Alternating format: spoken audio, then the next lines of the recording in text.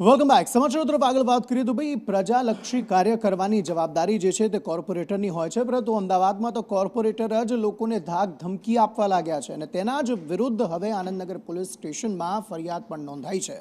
એ corporator વિરુદ્ધ ધાક ધમકીની ફરિયાદ નોંધાઈ છે। આ ઉપરાંત પણ સ્થાનિકો જે છે તેઓ આક્ષેપ કરી રહ્યા છે કે આ જ કોર્પોરેટરે ગેરકાયદે બાંધકામ કરી દીધું હતું, તેમ છતાં પણ તેના વિરુદ્ધ કોઈ કાર્યવાહી નથી થઈ ને ઉલટાનું તે ધાક ધમકી આપી રહ્યો છે, તે પ્રકારની ફરિયાદ જે છે તે નોંધાઈ છે।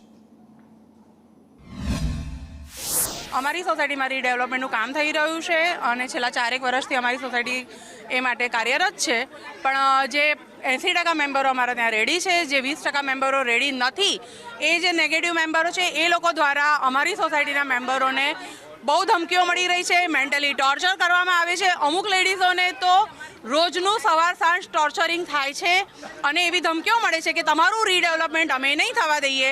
એ લોકોનો જે લોકો પણ ના પાડે છે એ લોકોને બીજું કશું નહીં, વધારાના પૈસા જોઈએ છે, ઇનલીગલ બાંધકામના પૈસા જોઈએ છે, જે અમારા બિલ્ડર સાહેબ આપવા તૈયાર નથી, એટલે એ અમારું કામ અટકાવી રહ્યા છે।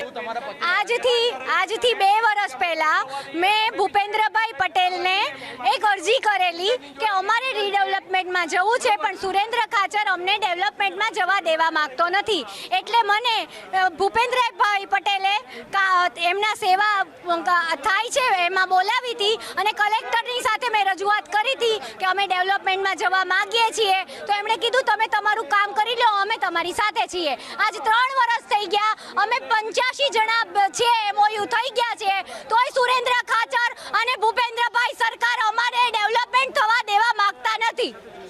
અમિતભાઈ ઠાકરને આજે ફોન કર્યો સવારે કે આવી રીતે ખાચર હેરાન કરે છે, તો એમને અમારી વાત સમજી નથી અને અમને મળવામાં આવતા નથી।